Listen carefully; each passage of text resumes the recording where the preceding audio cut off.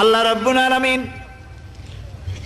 কোরআনে কারীমের ভিতরে নবীজির নাম একটি বারের জন্য নাম ধরে তাকে ডাকেন নাই, বরং তিনি বলেছেন তোমরা পরস্পর পরস্পরকে যেভাবে নাম ধরে ডাকাডাকি করো আমার নবীকে সেভাবে নাম ধরে ডাকবে না।